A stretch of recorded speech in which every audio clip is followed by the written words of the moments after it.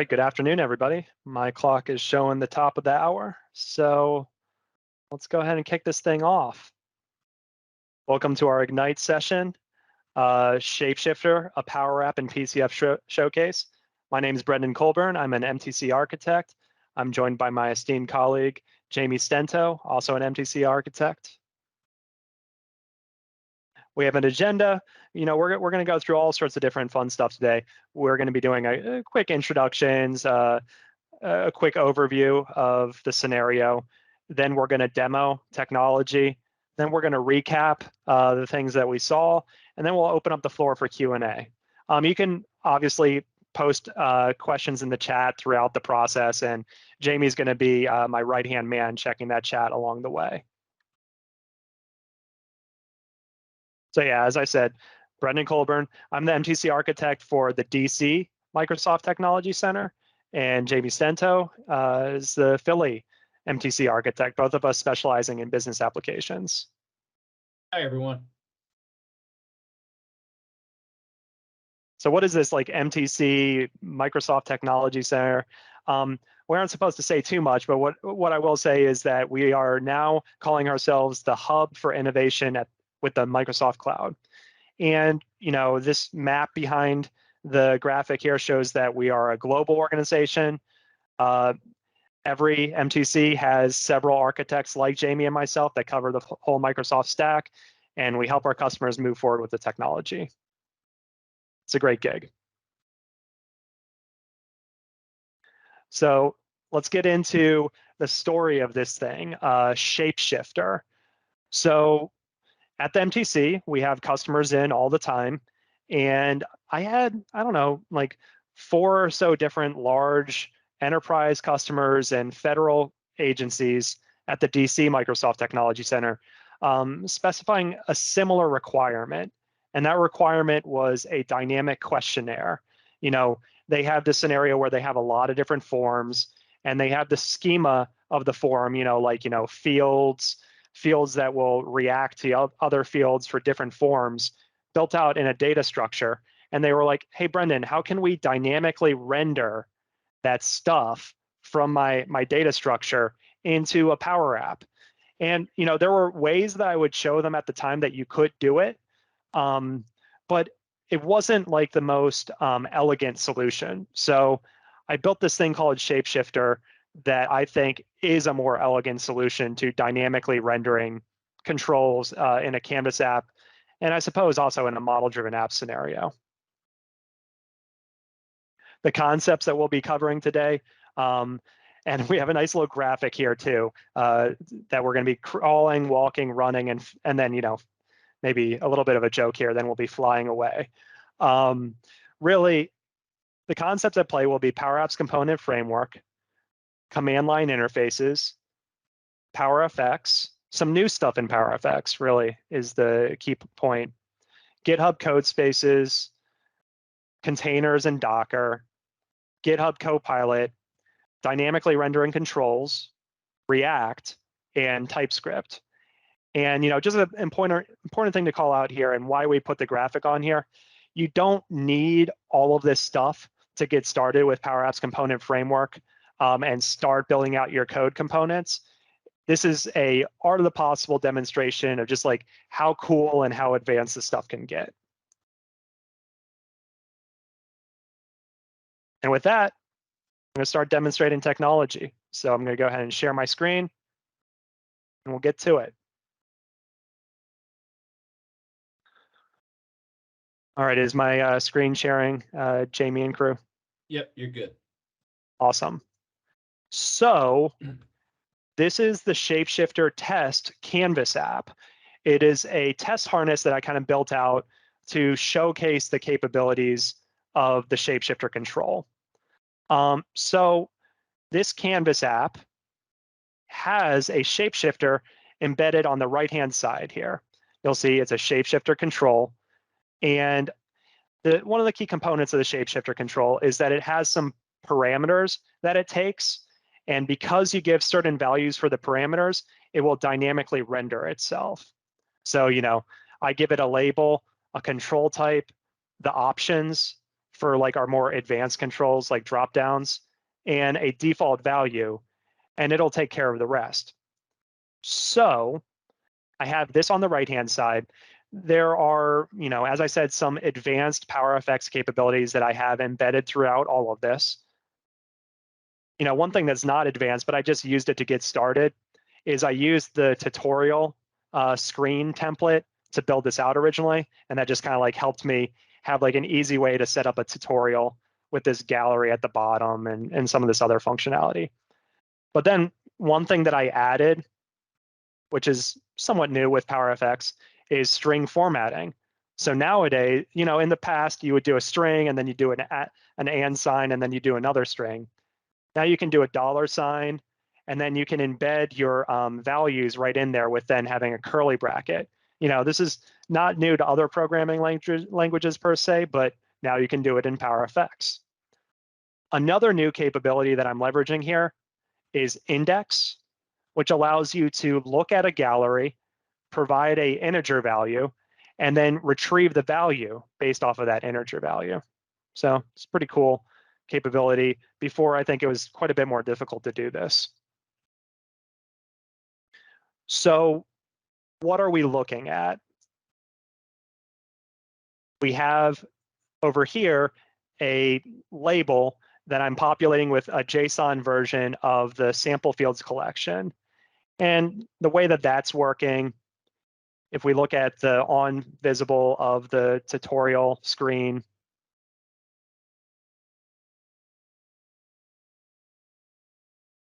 I go ahead and I use the JSON method to populate some context variables on the screen. Another thing that maybe isn't super new, but maybe not everyone on the line is aware of, is the concurrent function that allows you to run several different methods at once in a PowerFX formula. This is a performance saving measure because otherwise each one of these would happen synchronously. Now they're happening asynchronously, which helps the screen load faster. So when I play this thing, you'll see that I have a collection, and the first item in the collection is a text field with a default value of Brendon and a label of what's your name. And because those values are in the schema, Shapeshifter renders itself. It says, what's your name, Brendon, and it's a text field. I could change this to be James, and I have it dynamically changing on the fly. So like it's responsive. Now you'll see in our collection and rendered out into JSON, we have Jamie Stento. So I'm going to go ahead and move on to the next screen here. And for those who like guessing, you can guess real quick what it might be. But now I'll actually show you what it is. So it is a date field with my birthday in there. So all 100, however many 100 people on the line here, if you want to send me your Chili's gift cards, I guess you don't have my address, which is good. But there you have it, a date field. It's also, I would say, maybe a little bit better styled of a date field than the out-of-the-box Canvas app date field. It's bringing in Fluent UI, which is nice. I can make my changes and it updates accordingly. I can go through the rest of this Power App and you'll see, I have a slider control and spinal tap reference. We're bringing this thing to 11. I have a drop down. This is Shapeshifter contributors. There's Brendon and nobody else yet. I'm looking forward to maybe this changing after Ignite. A radio button list that I implemented as well. And on the last screen, this is where things get a little bit interesting. And this is where it gets closer to the dynamic questionnaire scenario. So on all of the previous screens, it was just one Shapeshifter control, and I was dynamically changing the values by updating the tutorial. But for this example, it's actually a gallery that has a Shapeshifter in it. And just, however many records you put in the gallery and the collection associated with the gallery, it will render Shapeshifter each time accordingly. So not only like dynamic rendering for a control, but dynamic rendering in kind of like a looping format. So you'll see here, I can remove the item. Now I have an empty array. I can add an item back. There it is back. I can add a more advanced item like dropdown, and I've opened up the opportunity to then also have a ability to add options. So I can click on add options, and I created just a simple schema here where it's dropdown options, and then I can say, well, instead of nobody else yet, I'll say that somebody from Ignite will be my next collaborator. I can say OK.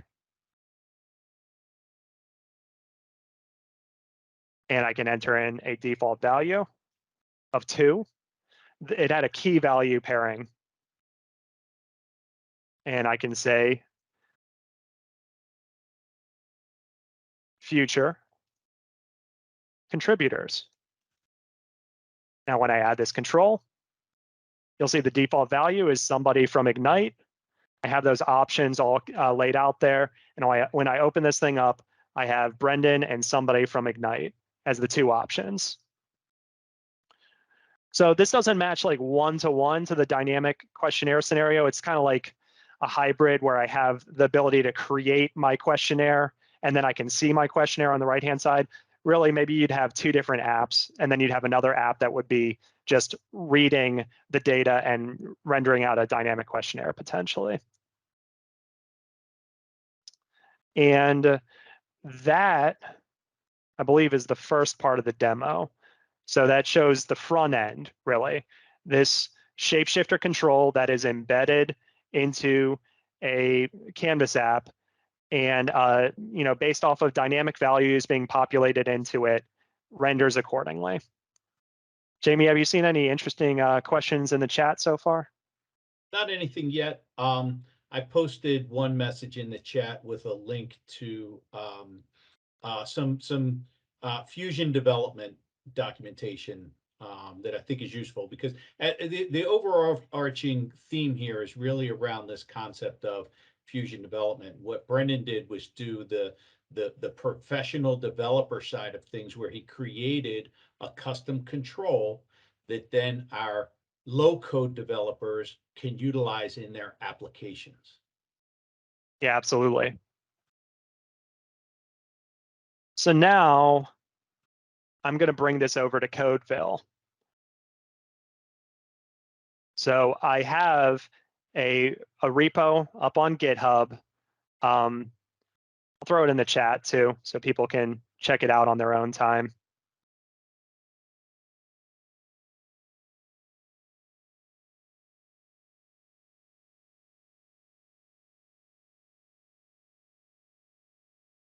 And along with my repo, I have this little area here where I can add new GitHub Codespaces. I signed up for the capability, and because I did, I'm able to spin up these Dockerized containers. And ultimately, when I do that, I have one already up. It takes somewhere between 1 to 5 minutes. I wanted to kind of keep that abstracted a little bit. I have VS Code rendering in my container. The key things that made this tick, one is there's a Docker file. And in the Docker file, I'm bringing in .NET Core 6.0 image from Microsoft's container registry. And I'm using that to build out a Linux container with that image on top. The other key component here is a dev container.json. This gives us the ability to specify like what extensions I want installed on this VS Code container as it renders. And a thing that I'll be showing in a little bit is GitHub Copilot. which is really cool. I'll show you what it is soon. And I also added some Power Platform extensions, which also automatically added the CLI into this container, which is helpful. And it also has port forwarding in place, which I will show momentarily what that means. Now, this PCF control that I have containerized now, value prop there, I no longer have the operating system interfering, so I can't have any operating system thing. I mean, other than it would kick me off of the team session, but this container would not be affected by it. And it also gives me compute in the cloud. So like, if my laptop started, like, the fans were running too fast, you never know. This is a MacBook, so who knows? That wouldn't affect this scenario either. Now, some of the key things to call out here. So I have shapeshifter.tsx. TSX is a TypeScript React file extension. It allows you to combine TypeScript, which is it's a way of adding strict typing to JavaScript, with React, so that you can import in modules. You can combine your HTML with your JavaScript. You can actually combine your CSS in here also. So it's like one file to rule them all for web development. Now, at the top here, I'm importing in the text field, date picker, slider, dropdown, and choice group from Fluent UI React. This, for people interested, this is Microsoft's underlying, way that we build out a lot of our capabilities, whether it's in the Power Platform, in Office 365, even some of VS Code itself is using Fluent UI. So almost everything that Microsoft is building nowadays, we use a lot of this capability for the skinning and the look and feel. So I'm using that same thing to build out my PCF, so it looks more native and I guess pretty than just a standard PCF without any of this stuff. I then have a switch statement that looks at that control type. If you'll remember, the shapeshifter has a control type as a parameter right here. And I'm entering in dynamic values there using PowerFX. Now, based off of that, I do a switch statement. I say, hey, if it's a text field, bring me back a React text field. If it's a date field, bring me back a React date picker, slider. I'm specifying all the additional properties for these given components so that it will render out appropriately. Now, what's nice about all this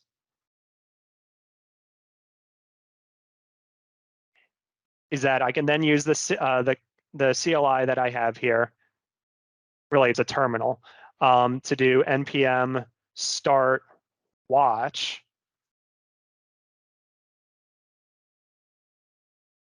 And embedded into this capability, not only do I have VS Code, but I also can port forward the PCF test harness into the same space. So this allows me to play around with my PCF control, my shapeshifter, before I deploy it anywhere. So you'll see that I have a slider, and it goes to 11, which is good. But let's say that I think that it needs to be at least twice as much volume in there. So I could say a max value of 22. And because I did npm start quotes watch, this lights up a capability called React hot reload, which allows me, when I save, it will reload the browser. You'll see a little spinny here. And then now, on the fly, my dev has been updated in this test harness, so I can see what it looks like if I have a value of 22 that I want to have for my sliders. You'll see I can go through all the different properties, and I can change them. So, I want this to be a text field instead. All right, this is what your control looks like as a text field. You can do different form factors too within the test harness. So I could say, oh, I want this to be 300 by 300, for instance. So you get a lot of different options there as far as how you can render out this thing in the test harness. Now, if I, for the time being, I will turn off that session. And what I'm going to do next is I'm going to show a little bit of what it looks like to start doing GitHub Copilot within this same scenario. So if I say case, quote, and I'll go with a spin button.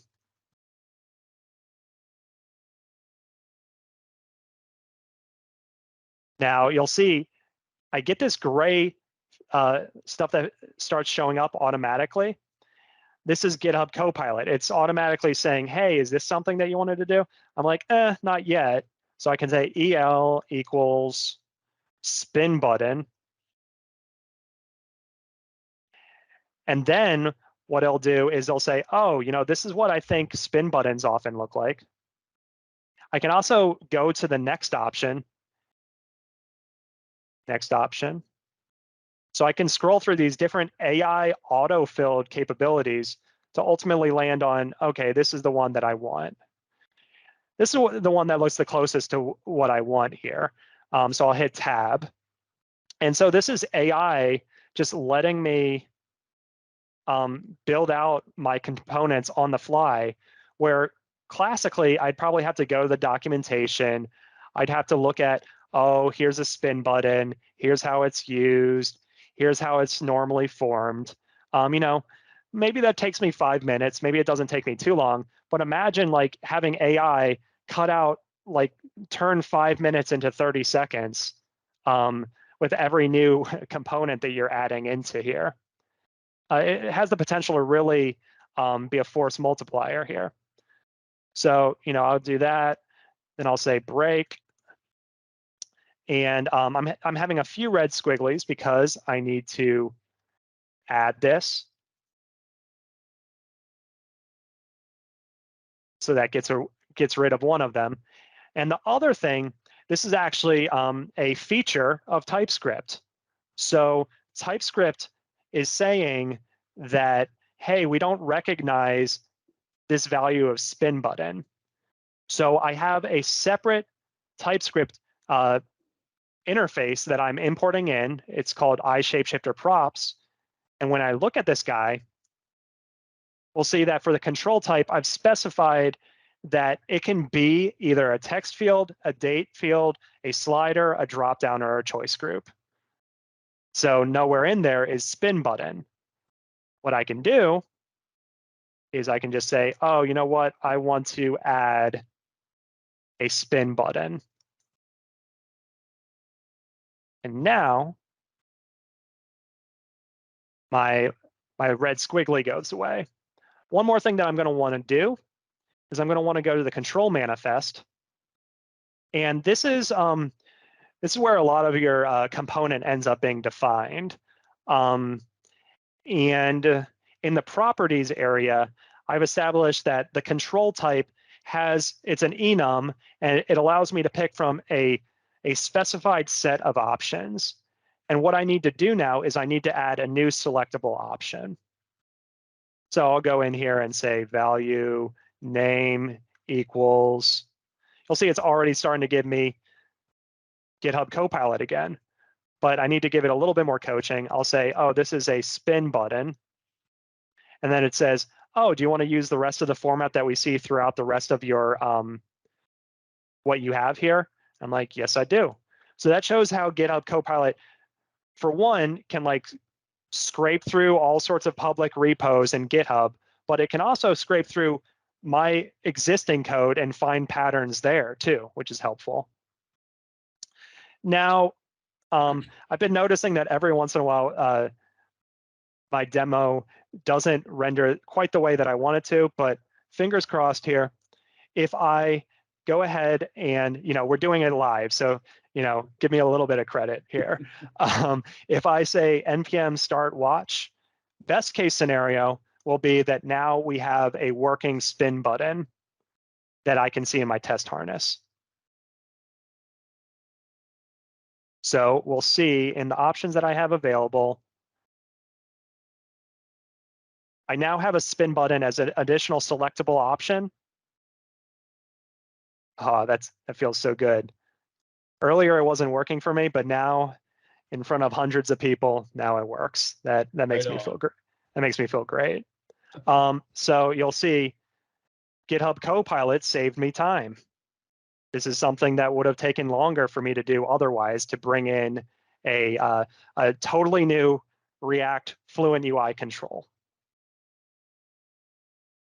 So if I go back to what I have here, I'm going to go ahead and close that Node.js session. And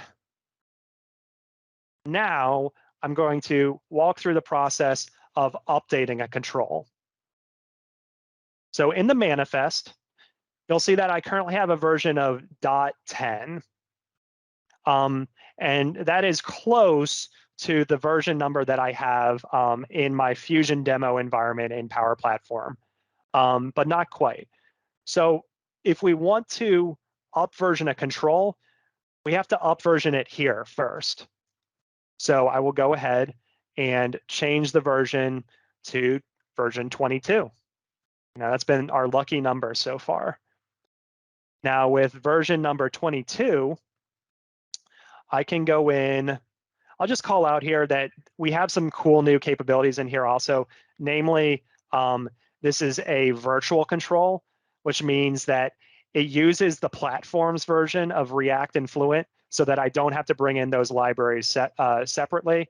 And it makes it so that the PCFs load and are a lot more performant. So if you haven't started doing virtual controls, I recommend that you start. So now I can save this.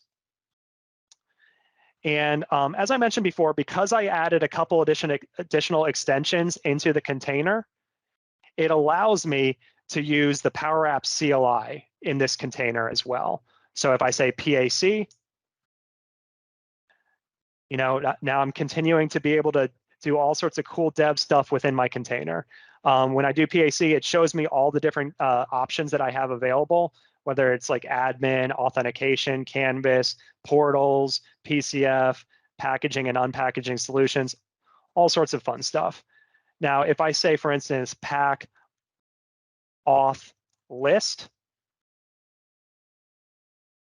it says that I don't have a authentication on this container. That's fair. So I can say pack auth create.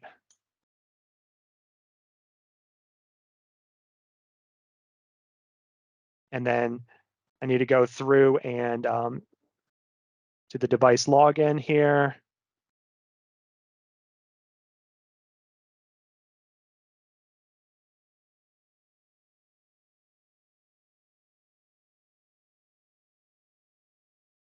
Did I copy that right?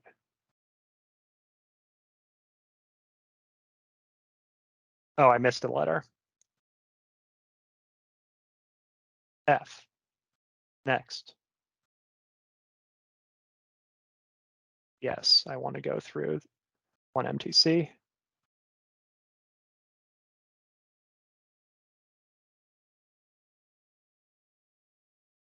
Yes. All right, so now I am connected. And go back.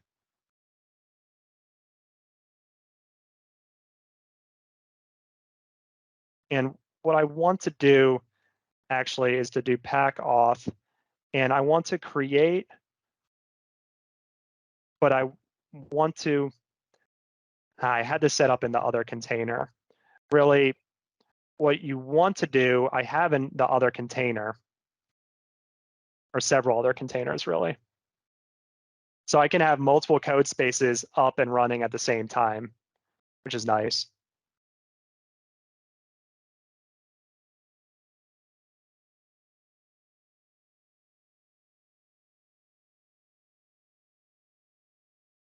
What I wanted to do,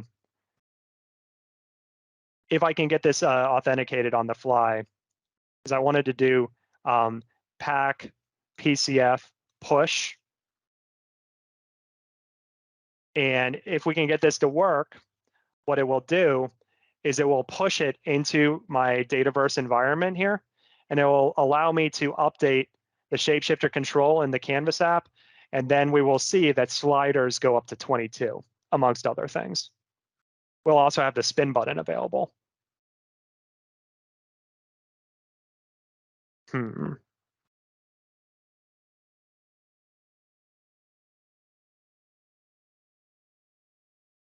So I have that.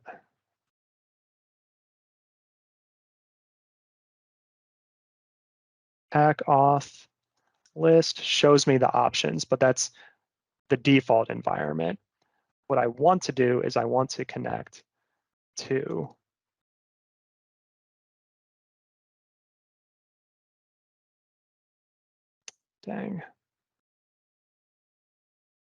pack auth select.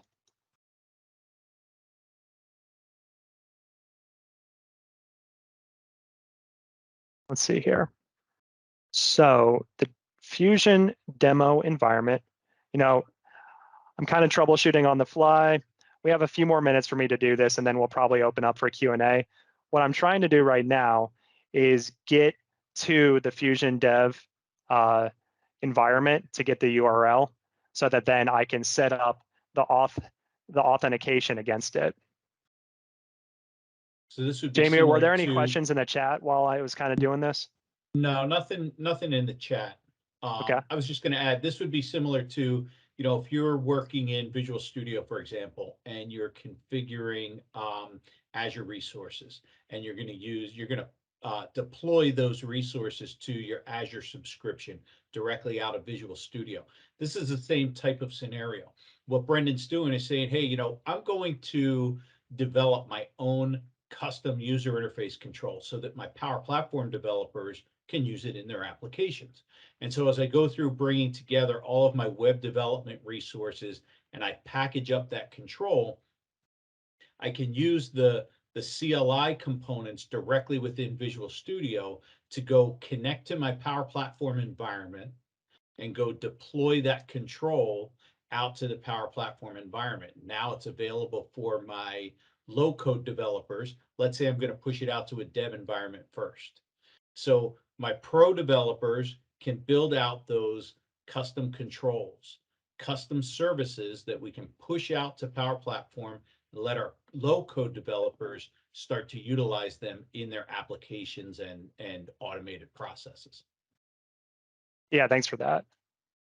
Looks like I'm almost there. So you'll see the CLI is kind of giving me guidance here now. So it's like, oh, you need -u for the URL.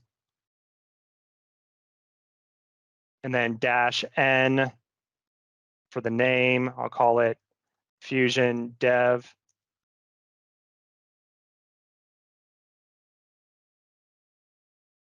It's going to want me to do this one more time, I suppose.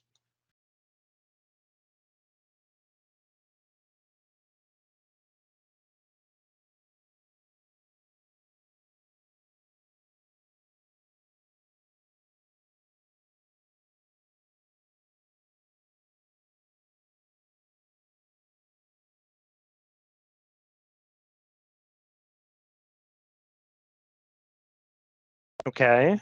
All right. So now we have Fusion Dev as a new profile that is available.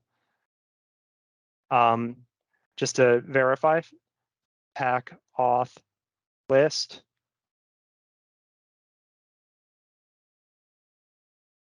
Pack auth select Fusion Dev.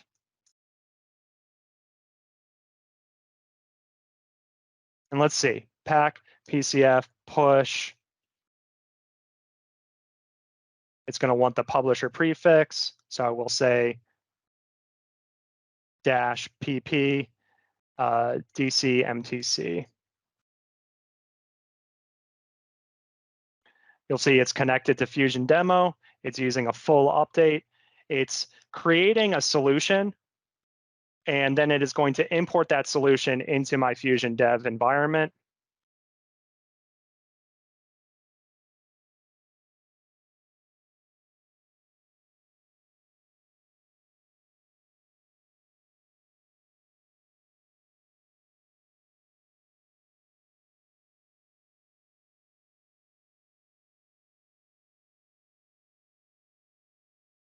Shouldn't take too long because it's just a control.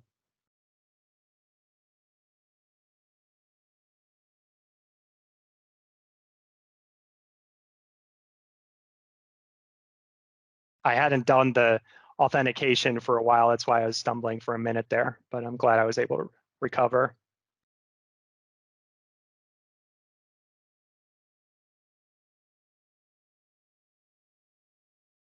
All right, it's successfully imported. So if I go back to my other browser and I go to the Canvas app, I believe what I'm going to have to do here is exit out and go back into it.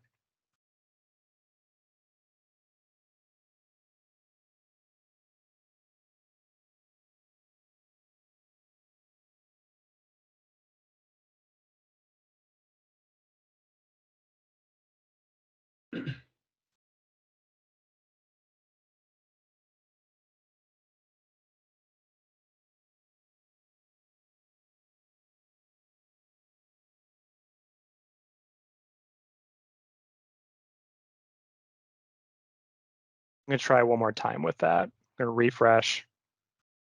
What it's supposed to do is it should say, oh, I see this new control in here. Do you want to update? Hopefully this time it does that.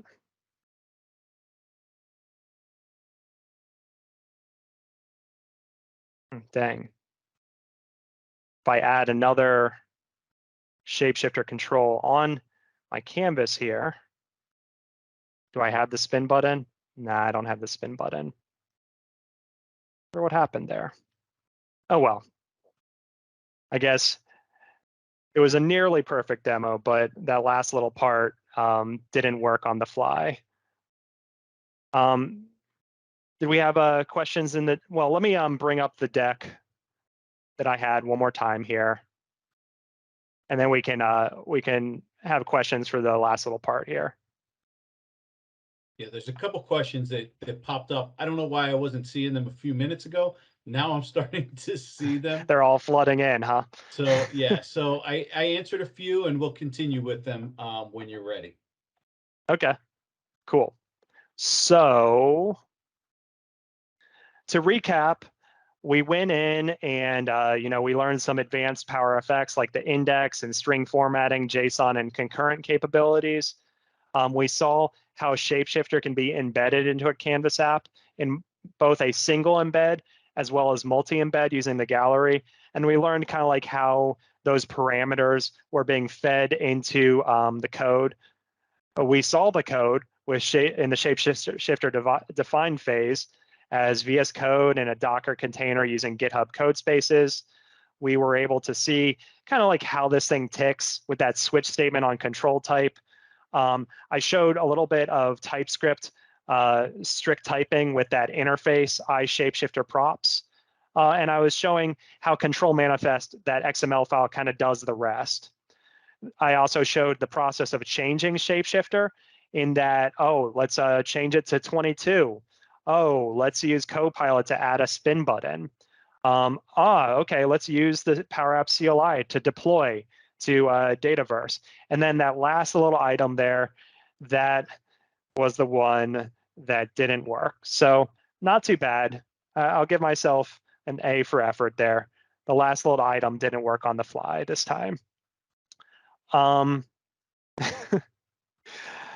With that, we are in, for the last 5 minutes here, let's go ahead and have Q&A and an open forum.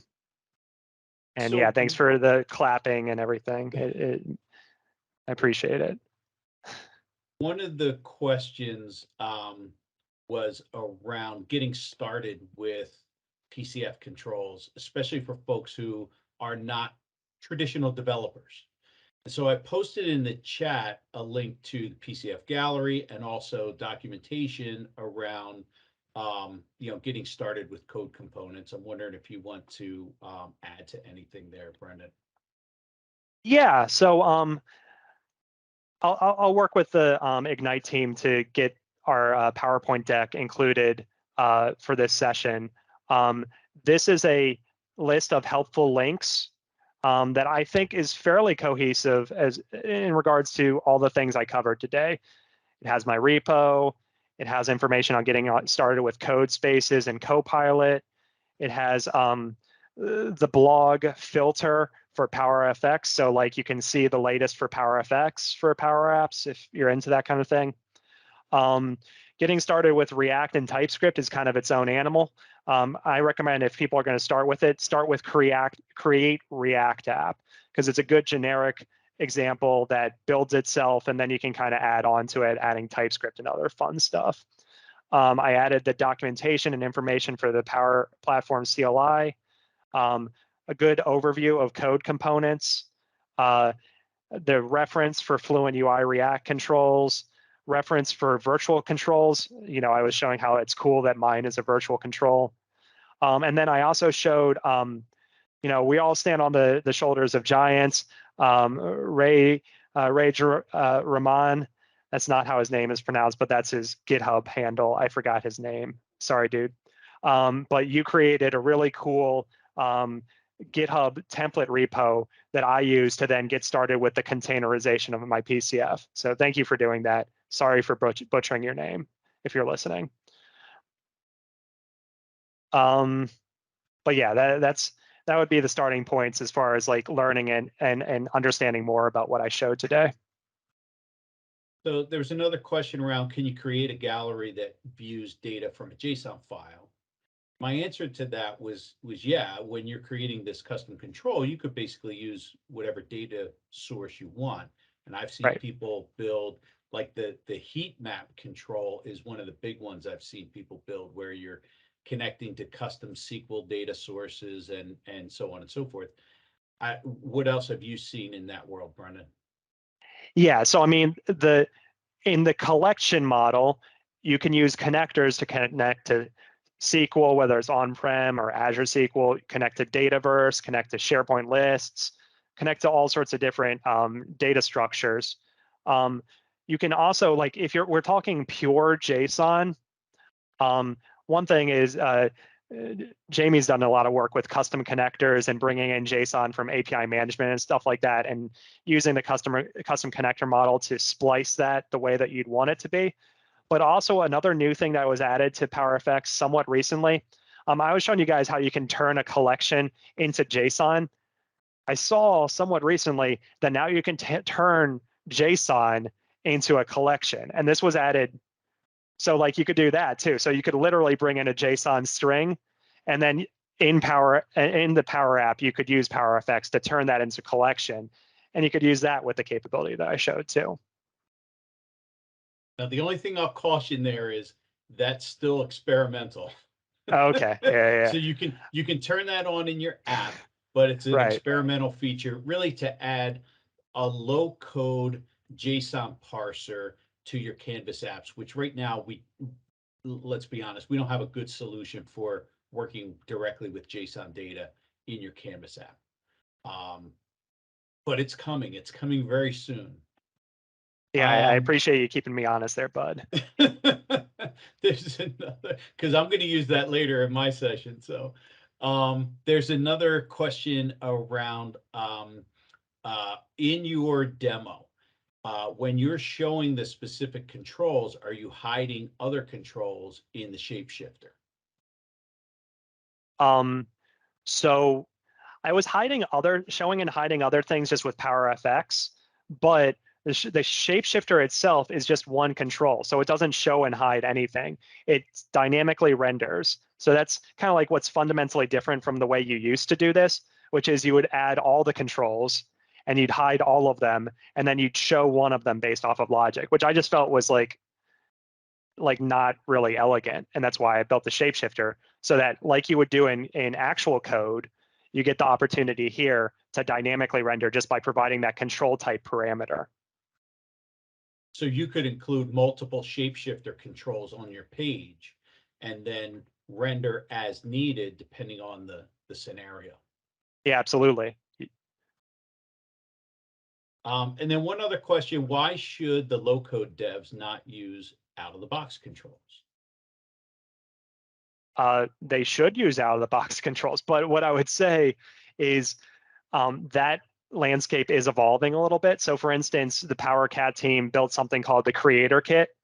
And I'm kind of recommending to all my customers to start using the Creator Kit sometimes instead of the out-of-the-box controls, because they look and feel better, and also they give you a chance to do things like detail lists, where you used to like do a gallery and then you would put the header above on each side for each column. Now there's more elegant ways to do it with the Creator Kit. So I would say, in general, yes, the low-code citizen developers should use out-of-the-box controls, with the caveat that some of these out-of-the-box controls will now be coming from Creator Kit, or they may be coming from your professional developer team to build out additional controls that they can reuse. Yeah, this concept around the Powerapps control framework is to create custom controls that aren't available out of the box. So one of the links that I put in the chat is for the Pcf Gallery. I encourage you to take a look at that, because there literally are hundreds of different examples of custom controls that people have created for all kinds of different situations. For example, a date picker was one that people made all kinds of different date picker controls, because what we had out of the box wasn't always great, especially if you're on a mobile device and all you have is your finger, right? So just different ways of creating those kinds of controls and user experiences. That's where the PCF scenario comes into play.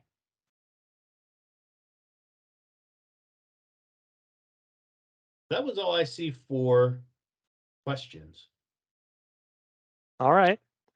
Well, then we're just like a minute or two over. So I think that wraps for today's session. I really appreciate everyone taking the time to jump on the call and see, this is my baby, so, don't call it too ugly. But, see this thing that I built out based off of a customer scenario and, all sorts of cool tech. Thank you so much, and have a great rest of the day.